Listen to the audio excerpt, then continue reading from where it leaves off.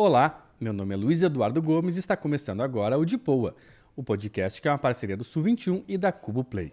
É daqui, é para todo mundo. E no programa desta semana nós temos a honra de receber a deputada Fernanda Melchiona, que, entre outros assuntos, vai nos contar um pouquinho sobre o livro que ela acabou de lançar no último sábado na Feira do Livro, o livro Tudo Isso é Feminismo, uma visão sobre histórias, lutas e mulheres.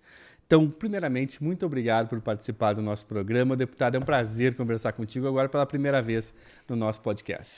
Olha, Luiz, o prazer é todo meu estar aqui. Confesso que eu já estava com ciúme, que queria ter vindo no podcast de vocês no bom sentido, né? Acompanhei o Sul 21 nascer e, enfim, um parceiro muito importante, né, na imprensa alternativa gaúcha.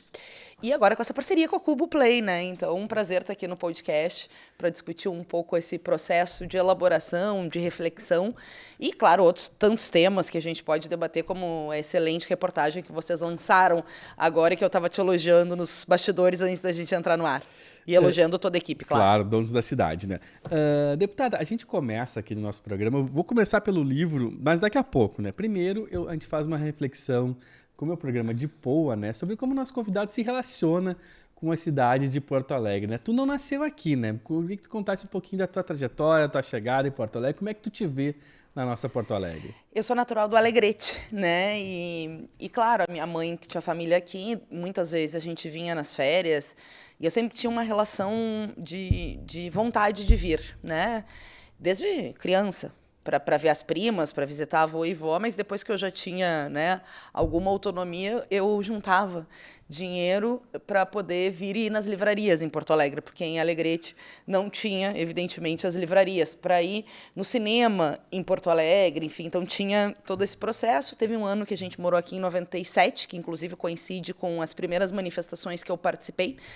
Foi aqui em Porto Alegre, eu tinha 13 anos, contra as privatizações do governo Brito, Fernando Henrique. A turma do Grêmio passou na minha sala e eu fui no primeiro protesto por minha vontade. Tu estudava em qual colégio? Eu estudava no Sevinha. Sevinha. Foi o único colégio particular que eu estudei, foi nesse um ano em Porto Alegre. Estudei sempre em escola pública em Alegrete e depois todo ensino médio. Mas, enfim, aí tivemos que voltar, porque o custo de vida era muito alto, enfim, voltamos para Alegrete. E fiz meu ensino médio lá, no Oswaldo Aranha, na Emília Zunheda. São duas escolas públicas muito importantes do Alegrete. E aí vim morar aqui em 2001, quando eu passei na URGS para estudar biblioteconomia. Como eu sempre gosto de dizer, naquela época a gente não tinha a Unipampa, a gente não tinha uma política de expansão dos IFES, não tinha o IFE, tinha escolas técnicas em alguns lugares, mas não tinha uma política de expansão do IFE. E, enfim, ou era vir para Porto Alegre, passar numa universidade pública, ou não era, ou Santa Maria, mas, enfim, Alegrete não tinha essa possibilidade. Aí vim fazer biblioteconomia aqui, bom, né? Já cheguei, já era militante, já tinha começado a militar nesse protesto, depois na política partidária em Alegrete.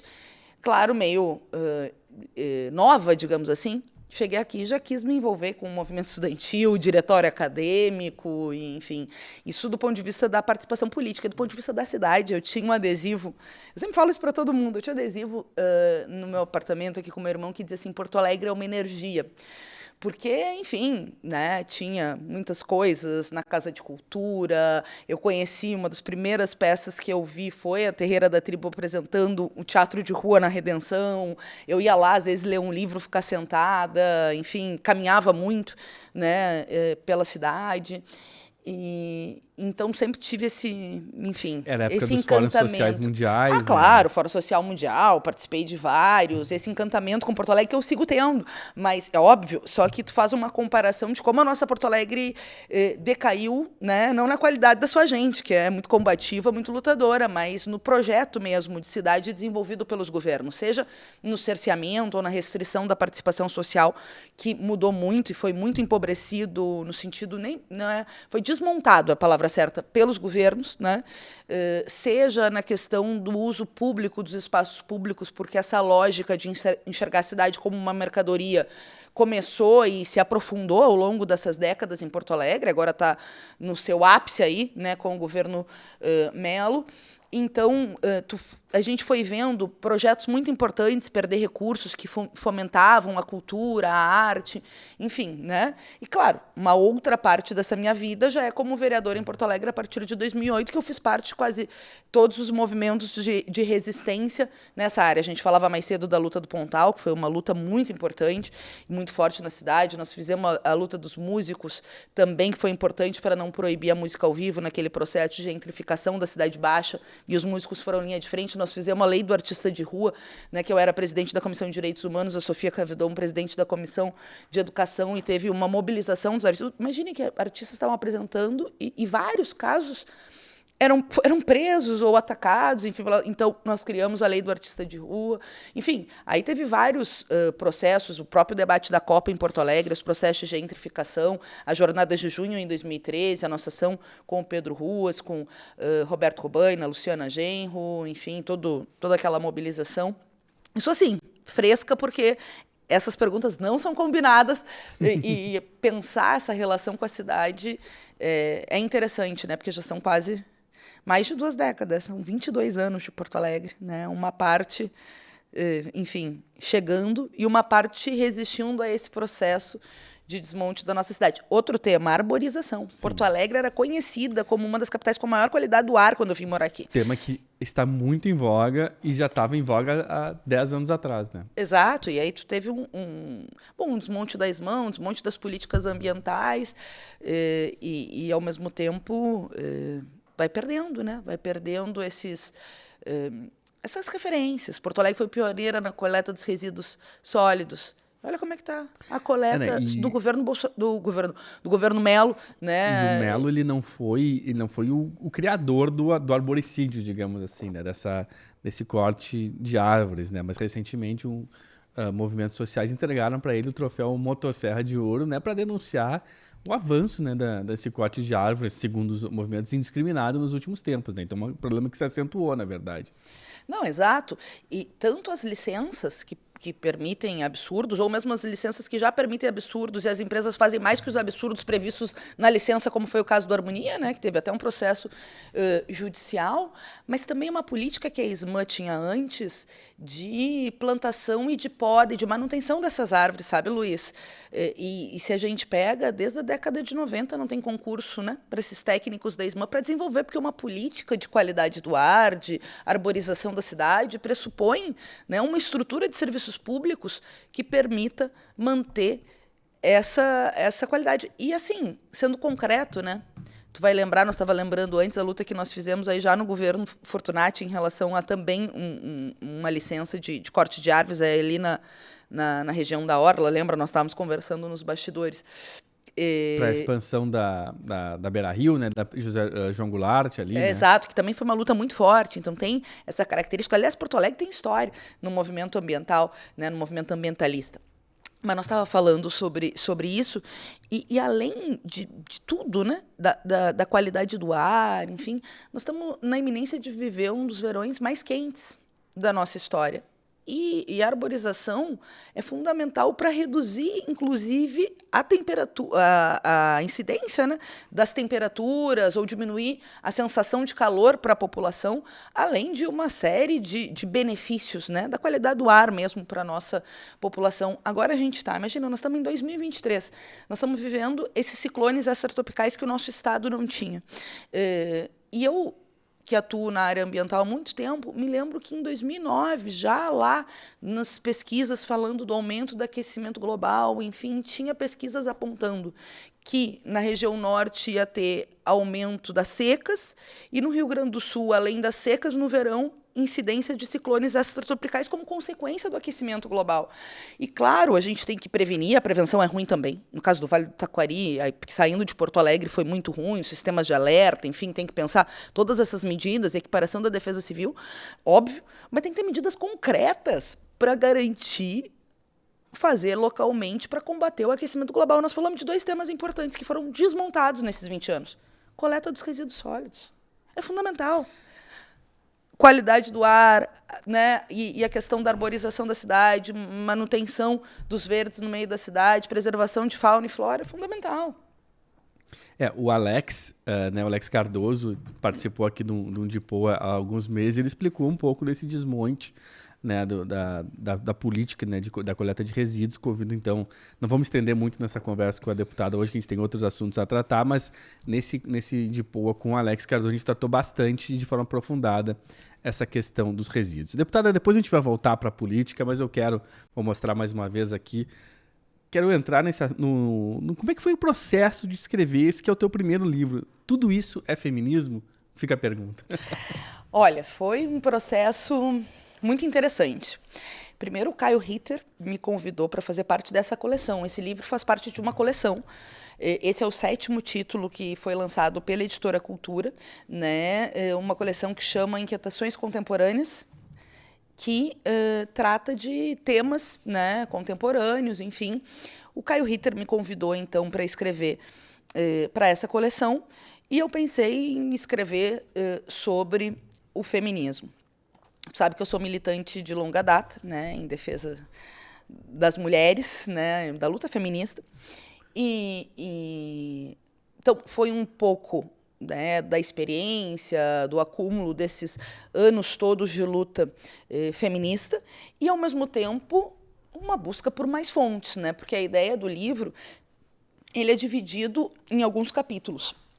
Primeiro, é desapagar a história das mulheres, né, porque a gente vive, aprende na escola, enfim, em várias formas de recontar ou reproduzir a história, um apagamento de várias mulheres que foram fundamentais nessas lutas, né? Não vamos esquecer. Ele tem um trabalho de... Não consegui ler ainda, nem foi lançado recentemente. Ele tem um trabalho, digamos assim, de pesquisa mesmo, ele é um ensaio, né? Mas ele também ele explica também como é que é. Digamos assim, eu estou vendo aqui que ele explica o que foi a primeira onda feminista, a segunda onda, a terceira onda, a onda atual, a quarta onda, né? Exatamente. E, ao mesmo tempo que ele explica, ele apresenta também algumas polêmicas, claro, não todas, né? Mas algumas polêmicas que existem, inclusive, sobre a conceituação das ondas, né? Ele conta que existe esse debate e, ao mesmo tempo, isso conta cada uma dessas ondas, como é que, enfim, primeiro como é que se cunhou essa ideia de ondas e, ao mesmo tempo, os momentos marcantes desses 4 momentos. Mas essa questão do apagamento, né, da história das mulheres é importante. Pensa bem, né, Luiz? Tem coisas que passam batido, né? Metade da humanidade passou séculos longe da produção do conhecimento, longe das universidades, proibida de escrever, proibida de trabalhar no sentido da sua autonomia, porque tinha trabalho de mulheres negras como escravizadas, tinha trabalhos de mulheres indígenas exploradas, inclusive essas histórias, né, muitas vezes apagadas, seja pela historiografia oficial, seja por uma ideia de feminismo branco eurocentrado e sem trazer essa intersecção das várias opressões, né? Então, o livro começa com essa ideia do desapagamento, traz notas e um debate sobre essa estrutura de opressão, né, sobre o patriarcado e como essa opressão das mulheres é funcional no modelo de superexploração como o modelo capitalista, né, pegando o Engels, pegando a Gerda Lerner, pegando a contribuição da Silvia Federici, que tem textos importantes nessa parte, né, em relação tanto à Inquisição como depois ao trabalho doméstico, que inclusive foi tema do Enem agora, porque não é que a opressão das mulheres nasceu com o capitalismo. É anterior, é secular. A Gerda tem uma tese, né, muito importante da combinação, né, de alguns elementos. E a obra dela é uma pesquisa de 20 anos. Eu super recomendo, né, a criação do patriarcado. O Engels fez uma contribuição histórica muito importante com a origem da família e da propriedade do Estado, porque localiza, naquela época, foi muito importante desnaturalizar essa opressão das mulheres. Ele vai datar da criação da propriedade privada, a opressão das mulheres e a exploração, mas naquele momento, embora a obra, do ponto de vista da antropologia, enfim, tenha sido superada em vários partes do texto que eu, inclusive, aponto rapidamente, mas foi um marco fundamental, né, tanto para o movimento, para o debate sobre gênero e mulheres, quanto para o movimento operário da época, né? Que momento é aquele? Nós estamos vivendo um momento no final do século passado, né? Quer dizer, do século outro, 19, né? Do século XIX.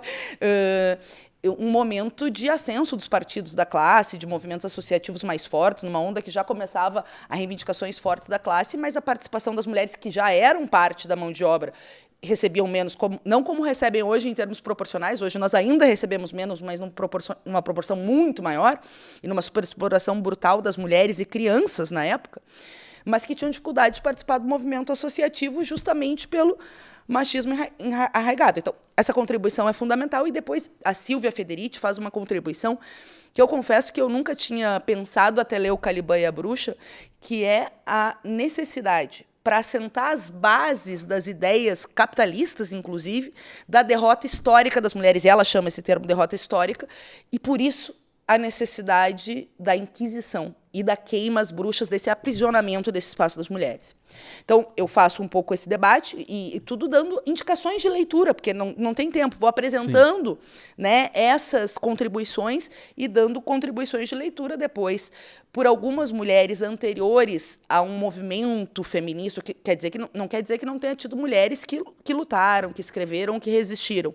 Teve várias, mas eu digo como um movimento, né? Então eu pego a contribuição da própria Revolução Francesa, da Olympe de Gouges, que fez a primeira declaração das cidadãs, né? A gente sabe que a Revolução Francesa foi um marco na humanidade, derrotou o absolutismo, criou, né, a Declaração do Homem, mas era literalmente o homem, porque as mulheres foram excluídas. E ela fez essa postulação.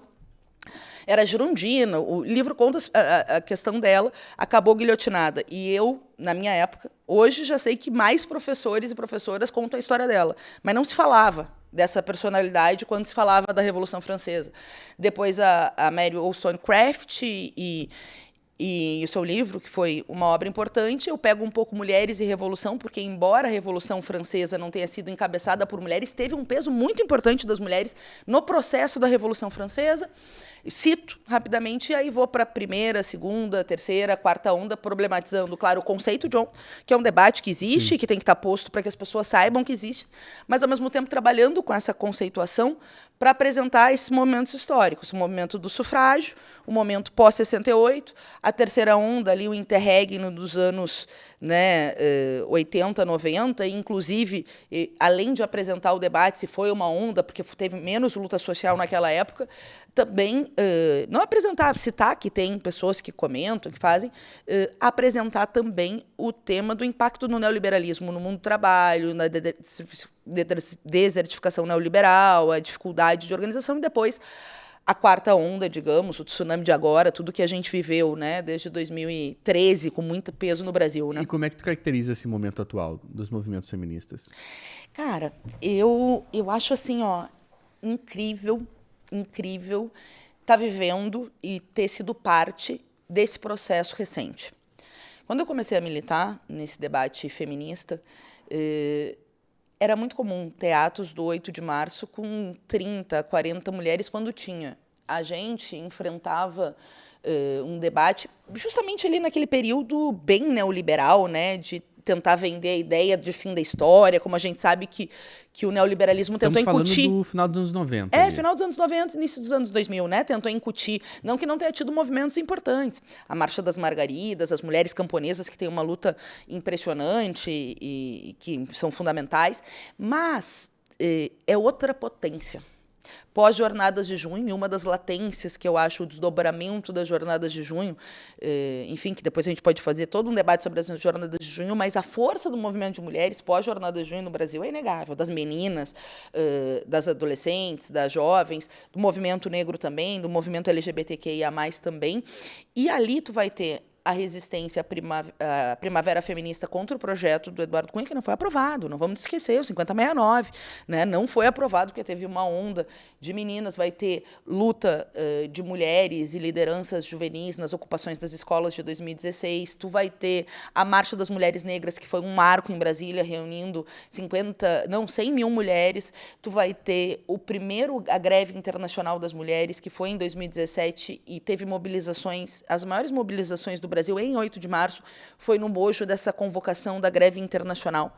né? Não vamos nos esquecer que naquele momento, em 2016, o Trump tinha sido eleito e um dia depois da posse do Trump foi feita uma mobilização multitudinária por mulheres estadunidenses, que tem um discurso histórico da Angela Davis, que eu super recomendo. Eu cito trechinhos deles, mas eu super recomendo na íntegra, né? Porque é um discurso assim, muito completo e conciso das tarefas das mulheres contra a extrema-direita, mas não só contra a extrema-direita, contra este modelo econômico e político que condena as mulheres aos salários mais baixos que os dos homens, que condena as mulheres a, lamentavelmente, sofrer com a superexploração da força de trabalho, que condena as mulheres a ser as que mais sofrem o impacto da crise econômica gerada pelos grandes, que condena o empobrecimento geral da classe, com mais peso ainda nas mulheres e mais peso ainda nas mulheres negras. Então, esse discurso está muito bom. Então, depois dessa marcha, né, de resistência à extrema-direita, teve uma convocatória para uma greve internacional.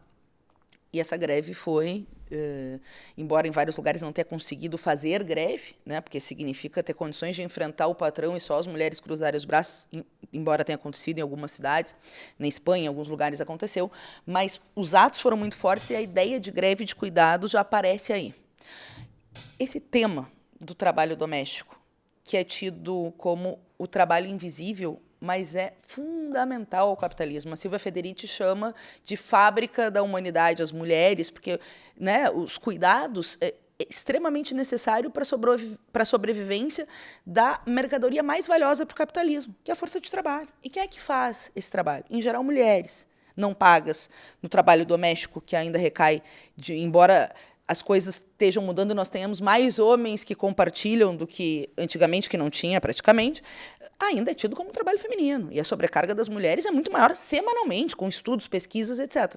E quando esse trabalho é pago, ele é mal pago para as trabalhadoras domésticas, que a maioria ainda não tem carteira assinada, a maioria mulheres negras, cuidadoras, também maioria mulheres negras, que têm baixos salários para um trabalho que é fundamental. Né? Então, tanto do trabalho doméstico ser reconhecido como trabalho doméstico e exigir alguma reparação de Estado, quanto as melhores condições para trabalhadoras tão importantes, né, e tão exploradas, é fundamental.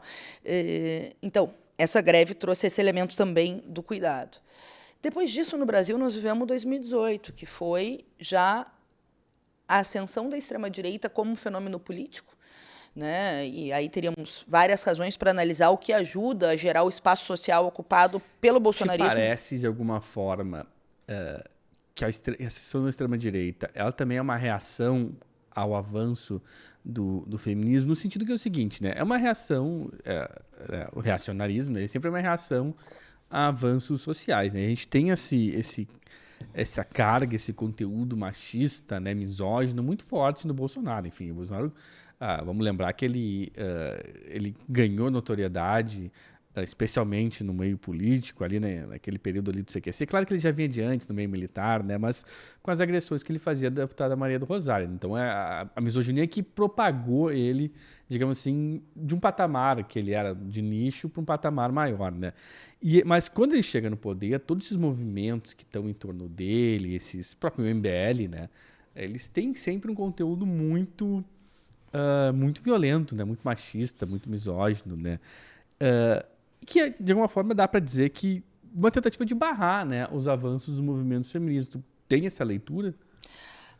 Olha, eu não tenho dúvida de que eles são a expressão de uma reação conservadora às nossas conquistas. Seja o movimento de mulheres, seja o movimento LGBT, seja o movimento antirracista, o movimento indígena, né, os movimentos sociais populares. Eu acho que... Aliás, não só as conquistas, também as reivindicações, né, para tentar estancar, né? Mas eu acho que também as conquistas, eu acho que não é só isso. Acho que o fenômeno social que gera esse espaço para a extrema-direita é maior no sentido do espaço social, né? Porque sempre junta outros elementos. De uma crise profunda do modelo econômico, de uma agenda de austeridade que fez um empobrecimento e os impactos, né, as consequências do neoliberalismo, uma falência, uma crise de representatividade, onde as pessoas não se viam mais representadas por essas instituições, e vamos combinar, né, tem razão de sê-lo, porque né, não se viam, e ficou um espaço vazio, né, porque é quando o Gramsci fala, né, que o velho ainda não morreu e o novo ainda não nasceu, aparecem os elementos mórbidos.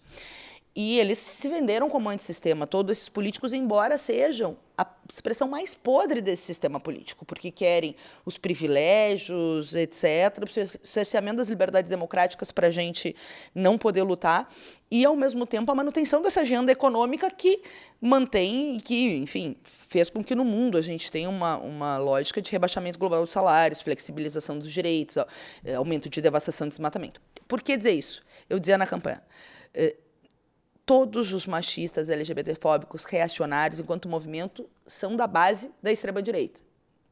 Eu não tenho nenhuma dúvida. Não quer dizer que todos os votos sejam isso, mas uma parte, sim. E eu acho que eles têm uma reação conservadora às nossas conquistas e reivindicações, e mais do que uma reação conservadora, é uma tentativa de voltar ao passado. Em determinados aspectos, são pré-Revolução Francesa, porque querem a religião deles mandando no Estado. Em determinados aspectos, são pré-68, porque querem condicionar e aprisionar as mulheres numa divisão sexual do trabalho e de papéis de gênero em sociedade já desmontadas, ou já... desmontadas eu não diria, porque a divisão sexual existe, nós estávamos falando sobre trabalho doméstico, mas já desnaturalizadas por um setor importante, e já muita coisa, evidentemente, se avançou de lá para cá, né, em termos de liberdades e de luta. E, bom, e também uma reação conservadora em vários outros aspectos, mas pegando temas em relação às mulheres especificamente, né? Esses tempos eu estava vendo um vídeo de um deputado da extrema-direita e ele diz: o feminismo é um câncer, ele precisa ser derrotado. É a pior coisa que nos aconteceu, ele não disse câncer. O feminismo é a pior coisa que aconteceu, ele precisa ser derrotado.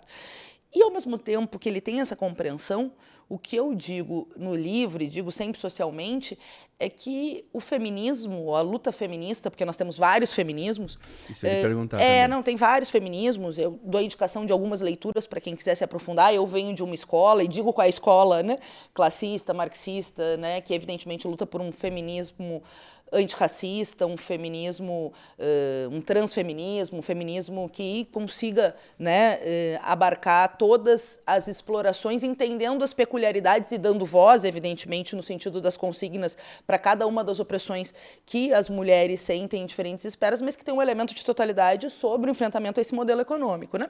Mas, enfim, podemos passar depois sobre os feminismos, mas as mulheres foram fundamentais para derrotar a extrema-direita eleitoralmente e politicamente nas lutas de resistência a essa extrema-direita. Como eu te dizia, o Ele Não foi a maior manifestação feminista da história do Brasil. E embora a gente não tenha conseguido vencer do Bolsonaro em 2018, sem as mulheres e o Nordeste, talvez não tivesse tido o segundo turno. E essa resistência seguiu nos 4 anos como uma forma de um dique de contenção, não diria, porque nem tudo a gente conseguiu ganhar, mas resistindo ao governo Bolsonaro. E isso é um debate muito importante. Pois é, isso que eu queria lhe perguntar também, porque assim, a gente... Tem sido feita a cronologia do avanço do reacionarismo, da extrema-direita, né? Às vezes a gente deixa de lado um pouco esse movimento, que também é muito marcado a força política do avanço do posicionamento feminista, especialmente entre as mulheres jovens, né? Tu falaste das ocupações secundaristas de 2016, né? A maioria delas que eu estive em Porto Alegre eram lideradas por meninas, né? A gente vê... quando a gente pega os extratos, né, de quem votou em quem, né, tu vê que quem mais rejeitava o bolsonarismo eram as meninas, né, de 16 a 25 anos, meninas, mulheres, né, mas chamava muita atenção que nos extratos mais jovens a rejeição era maior. E a gente tem visto isso não só no Brasil, como em várias partes do mundo, né? Enfim, agora, né, as pesquisas para o Biden são muito ruins, né? Enfim, porque é um outro contexto, né? Mas também nos Estados Unidos, os democratas, né, a força deles entre as meninas e as jovens, entre os jovens e as mulheres jovens, sempre ajudou muito no enfrentamento ao Trump, mesma coisa na Europa, enfim. Como é que tu vê essa potência dessas jovens, dessas meninas, dessas mulheres, que cada vez mais se apropriam do pensamento feminista, cada vez mais se inserem, fazem essas discussões na política? Pô, eu sou encantada, né? Como eu digo, viver depois de ser militante tantos anos, né? E viver para ser parte desses 10 anos de avanço da luta feminista, do avanço da consciência feminista, de mais mulheres feministas, de mais feminismos sendo elaborados, mais de pessoas produzindo, né? Teorizando, etc. E de contribuições teóricas e práticas que são fundamentais, assim. Eu acho que essas mulheres foram fundamentais no enfrentamento à extrema-direita. Essa latência feminista segue, é um dos perguntas lá da quarta onda, se segue ou não, que é todo um debate. Eu acho que a latência segue, mas tem que ler o livro, aí tem que comprar e ler o livro depois. Mostrar mais uma não vez. Não só o meu, certamente tem muitos livros bons para ler, mas é uma das perguntas todos que indicarem aqui, né? É, claro, então indicados, referenciados, tem muito bons textos para ler, mas eu acho que esse debate é fundamental. Primeiro, porque tudo... Tem até séries e filmes indicados, né? Para quem não quiser, para quem não gosta tanto de ler, Exato. Não tem desculpa, né? Não, e tá em primeira pessoa, vai ser uma leitura agradável. Mas, tipo, tem um ditado popular que eu gosto, que é o que não avança retrocede, sabe? Essa latência, essa resistência, que foi fundamental para a derrota eleitoral da extrema-direita, tem que se transformar em latência de rua, de mobilização. Nós elegemos o Lula, e foi a maior vitória democrática desde 1985, para ter condições de lutar, né? Para ter liberdades democráticas para lutar. E essa luta ela precisa seguir, e as mulheres são peça-chave na construção de bandeiras de luta, de mobilização e também num programa que busque a totalidade dos desafios da nossa época. Por isso que eu trabalho muito com o conceito do feminismo dos 99% contra 1, que é um conceito muito importante de um livro publicado por várias intelectuais. Eu sei que o nosso tempo está acabando e que também está citado na obra. Tem bastante tempo ainda. Bastante não sei, né? Pelo menos.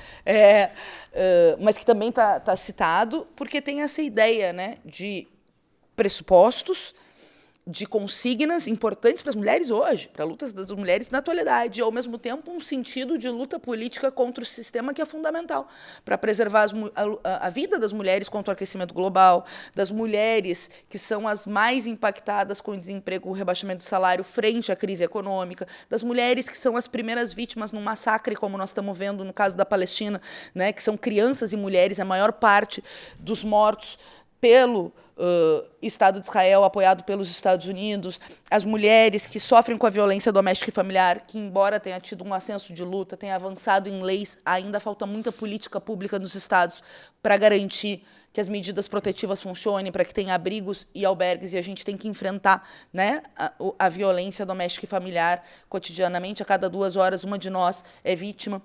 As mulheres que precisam enfrentar, né, o assédio sexual e a cultura do estupro, que vitima ainda mais meninas e adolescentes, num país que, infelizmente, bateu recorde em 2022 de casos de estupro. Isso que é um dos crimes mais subnotificados. E, além de fazer o enfrentamento, né, em todos esses temas, da igualdade salarial, as mulheres ainda recebem 22% do salário dos homens para a mesma função, e as mulheres negras chegam a receber 50% do salário dos homens, né? As mulheres trans, que têm uma expectativa de vida de 35 anos num país tão transfóbico e de tanta violência LGBT, das mulheres lésbicas, das mulheres, né, com todas as suas características que precisam, né, estar em postulados importantes. Deixa eu lhe perguntar, não vou mudar de assunto, nesse sentido, assim, como é que na política institucional, né, que, enfim, o feminismo é um movimento político, né, não se consegue dissociar, mas na política institucional, como é que se articula todos esses feminismos no dia a dia para avançar essa pauta nesse Congresso, que ainda é conservador, apesar de Bolsonaro ter se derrotado, a herança dele no Congresso ainda é forte?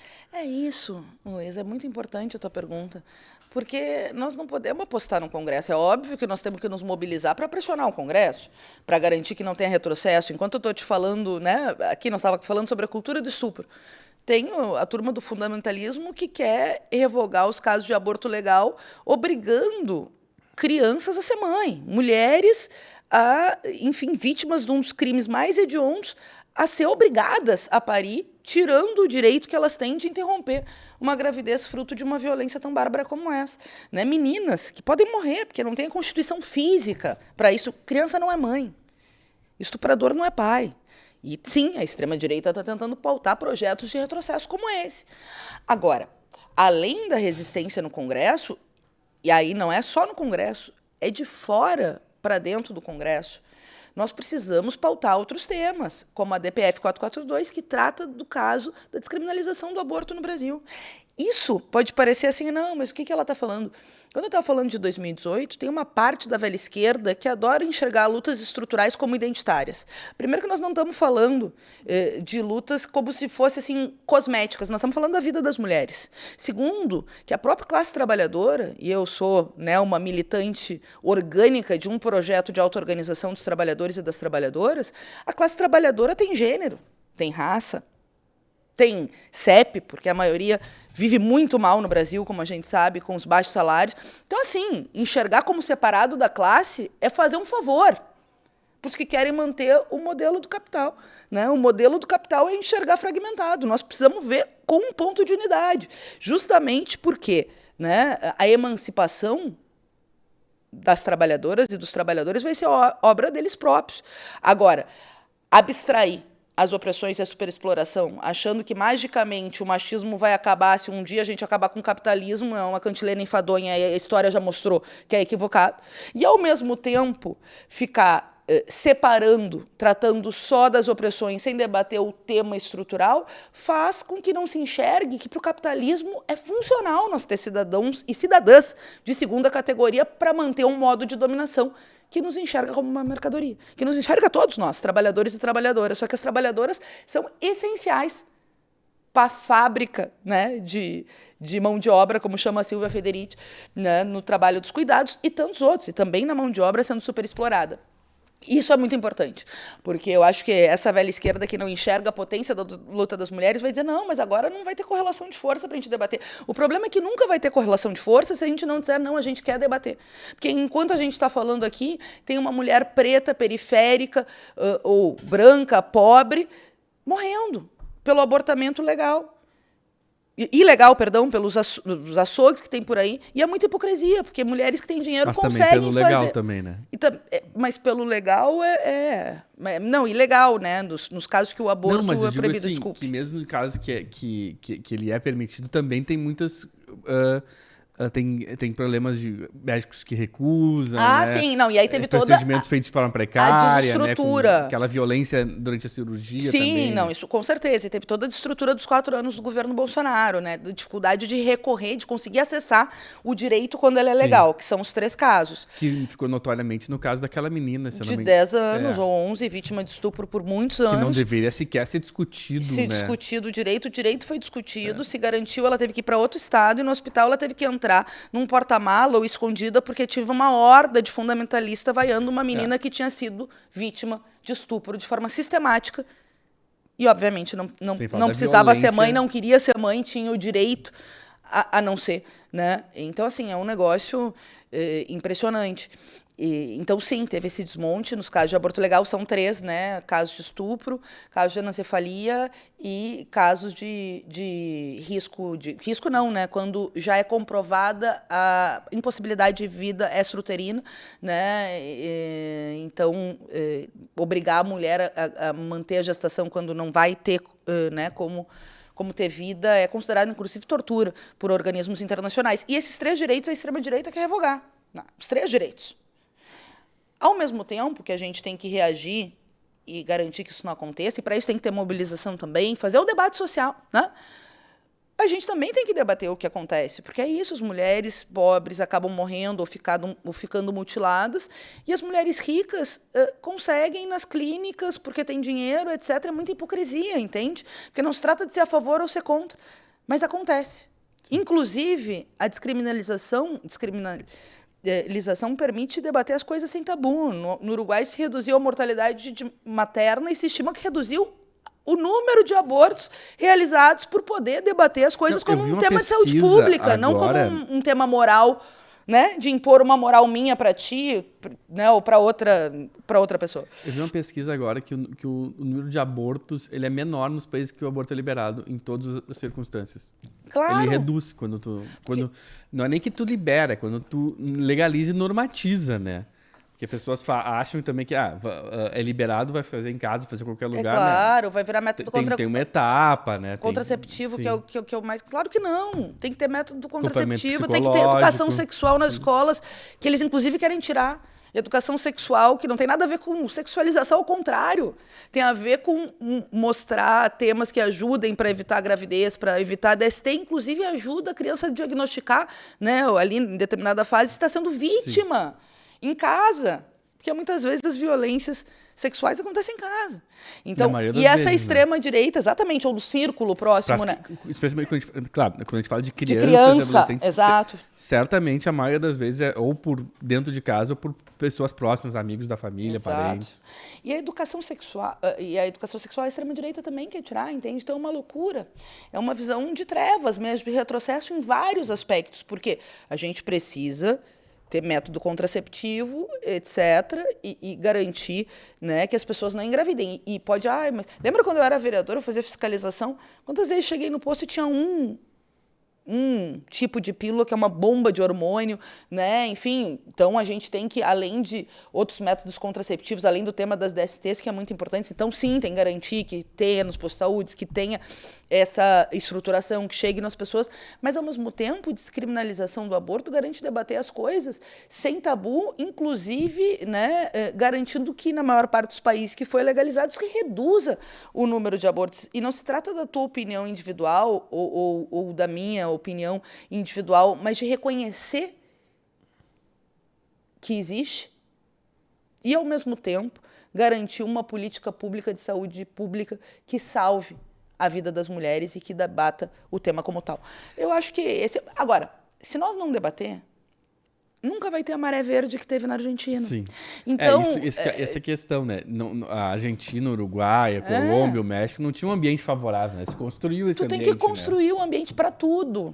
Até a gente está falando de mulheres. Tem que ter movimento. Claro, né? Pode acontecer, enfim, tem que ter um movimento, tem que ter debate, tem que enxergar o que as mulheres são, aliadas fundamentais e de primeira hora, os movimentos de mulheres, né? Porque tem mulheres que reproduzem o machismo e as que estão com a ideologia da extrema-direita, né? A gente sabe, não só reproduzem o machismo, como reproduzem o reacionarismo. Sim. Não basta ser mulher, é preciso estar dos lados das mulheres, né? Então aqui, ó, mais uma vez vou mostrar para o pessoal, super recomendado o livro. Tudo isso é feminismo. E, deputado, eu queria agora fazer uma espécie de jogo rápido. Assim. Jogo rápido, meu Deus, eu sou difícil. Então, temas que não são fáceis, tá? Mas enfim, eu queria saber uma opinião mais sintética da senhora, pra gente não deixar passar, assim. Ai, senhora tá no céu, tá, mas vai. Deputado, então, vai ser candidata a prefeita de Porto Alegre? Eu sou soldado do partido, no bom sentido, do povo de Porto Alegre, né? O pessoal vai discutir, e mais do que quem é o nome, acho que a gente tem que discutir qual é o programa. Tu é a favor de prévias? Eu acho que prévias é um bom método de debate, de participação, de interação, de discussão programática e, a partir disso, escolha do nome. Acho que prévias é um modelo democrático que a gente nunca aplicou. Pode ser prévias, pode ser um consenso progressivo, mas o importante de tudo é ter um bom debate programático para fazer, uma chapa forte em ideias e, ao mesmo tempo, a devolução de Porto Alegre para os porto-alegrenses. Avaliação do governo Lula nesse primeiro ano. Se nós comparar com o Bolsonaro, liberdades democráticas, né? Não dá para comparar com o Bolsonaro, né? É um governo fruto da maior vitória democrática desde 1985. Nós temos orgulho de ter feito esse batalha junto para derrotar eleitoralmente o Bolsonaro, mas é um governo de conciliação de classe, como tal, sofre, né, das pressões no sentido dos partidos e agenda econômica, que é uma agenda mais próxima dos liberais do que da esquerda socialista, o que tem muita repercussão no futuro, no presente e no futuro do país, para as áreas sociais, para a ampliação dos investimentos, né? Então, arcabouço fiscal, etc. Né? Enfim, a parte da agenda econômica é uma agenda econômica que a gente precisa enfrentar no sentido de apresentar essas críticas, etc., e seguir lutando para taxar as grandes fortunas, para auditar a dívida pública, etc. Então, nesse aspecto, é importante apontar a conciliação de classe, por isso a importância de um projeto independente, por isso a importância da luta. Mas, nossa, Vai comparar, né, ter ministro dos Direitos Humanos, enfim, das mulheres, de tantos outros ministérios, da saúde, que tenha, né, a ciência, etc., com qualquer debate que se possa ter ou divergência. A gente teve um avanço em várias outras áreas, né, a área de poder debater as coisas, a defesa da ciência, das liberdades democráticas, o projeto da igualdade salarial. Então, eu acho isso, que é um governo de conciliação, fruto da maior vitória democrática desde 1985, e isso foi muito importante, mas, inclusive, para derrotar o bolsonarismo como fenômeno político, a gente precisa voltar às ruas, para ter uma agenda econômica de esquerda, no sentido de atacar os interesses do sistema financeiro e dos grandes capitalistas, para que o povo tenha direitos, melhoria no serviço público, melhoria no salário, melhor distribuição de renda, combate à desigualdade social. Por isso é fundamental também uma esquerda independente, que aposte na mobilização. Nesse sentido, o bolsonarismo está enfraquecido e o Bolsonaro, ele, pessoalmente, é carta fora do baralho? Eu acho que o bolsonarismo está enfraquecido, o que não quer dizer que não exista. Está no tecido social brasileiro, existe e precisa ser derrotado. Nós precisamos seguir a luta para derrotar o bolsonarismo. Acho que eles se enfraqueceram com o ato golpista do 8 de janeiro. Né, que eles, enfim, a gente sabe que é um mentor intelectual e toda a bandalheira que fizeram, mas acho que eles ainda não foram derrotados. É carta fora do baralho porque é inelegível, por conta dos crimes que cometeu, mas tem que ir para a cadeia e responder os processos, outros tantos, pelos crimes contra a humanidade que cometeu na pandemia e contra os indígenas, e, ao mesmo tempo, a extrema-direita precisa ser combatida no tecido social, seja no enfrentamento a ideias reacionárias, mas também na melhoria da vida do povo. E para melhorar a vida do povo, a gente precisa revogar a agenda econômica liberal que está sendo implementada como arcabouço fiscal. É preciso ir à raiz dos problemas para garantir melhorar a vida do povo e de fato, né, avançar num projeto que combata a desigualdade. Para fechar, deputada, a avaliação do governo de Sebastião Melo. É uma tragédia, né? O Melonaro mistura, né, uma extrema-direita que veio desse projeto bolsonarista, né, e o próprio Melo defendeu aqueles atos golpistas, aquela coisa escandalosa, com uma agenda neoliberal que quer mercantilizar tudo. Imagine, a gente teve que mobilizar para não privatizar a redenção. Desmonta o direito dos servidores, quer vender o DEMAI, quando a gente está vendo a consequência da venda da energia elétrica. Né? É um governo que não aporta nas áreas essenciais que nós falamos. Olha a crise que está tendo na Secretaria da Educação, que é fundamental para qualquer projeto transformador e que foi objeto de corrupção no governo Melo. O governo Melo precisa ser derrotado. Nós precisamos garantir uma unidade forte com um programa que vá à raiz dos problemas. Um programa, não deu para falar de programa, mas um dia eu quero vir aqui falar de programa para Porto Alegre para a gente derrotar o Melo e garantir. Ano que vem a gente vai falar muito de eleições, né? Hoje a gente teve, claro, a gente tem que fazer escolhas, né? O deputado está lançando um livro, a gente tem que conversar, obviamente, dos temas do livro, mas já fica o convite para retornar no ano que vem para a gente debater mais o cenário eleitoral. Então, eu queria te agradecer muito pela participação no nosso programa, deputado, e deixar um espaço para tu fazer alguma consideração final. Não é um debate, né? Mas é sempre bom deixar um espaço para algum comentário final. Ai, Luiz, foi tão bom, passou voando o tempo para mim. Eu estou mega à disposição para outros debates. Desculpa que eu sou muito empolgada com todos os temas que tu trouxeste. Então, eu quero te agradecer o espaço, deixar um abraço para o Sul 21, para a Cubo, deixar um abraço para os nossos seguidores que estão acompanhando, né, o Dipoa, e ao mesmo tempo dizer que a série de vocês, Donos da Cidade, vale a pena ser conferida, assim, o pessoal entender o peso que a especulação imobiliária tomou em Porto Alegre e como isso tem impacto para a vida das pessoas, não só eles terem sido privilegiados, mas também, né, no adensamento da cidade, na piora da qualidade dos serviços, sem as contrapartidas. Eu acho que vale a pena acompanhar. Quero parabenizar de novo o trabalho de toda a equipe, que eu sei que foi um trabalho a muitas mãos, mas acho que é uma bela contribuição à cidade. Se todo mundo fizer a sua bela contribuição à cidade, dias melhores virão. Dias mulheres virão também. Boa. Fechamento perfeito para o nosso programa. Muito obrigado mais uma vez, deputado. E nosso muito obrigado especial para você que mais uma vez esteve na audiência do nosso Dipoa. Convido, como sempre, todos a curtirem, compartilharem, mandar no grupo de WhatsApp, no grupo do Facebook, enfim, seguirem as páginas e perfis de redes sociais do Sul 21 e da Cubo Play. Convido também, né, atendendo um pedido do pessoal lá da redação, que você que tiver disponibilidade, tiver condições, assine o Sul 21, é muito importante para a gente a assinatura, é só entrar no Catarse e buscar ali pelo Sul 21. E deixo assim o meu abraço a todos. Até o próximo programa. Tchau, gente.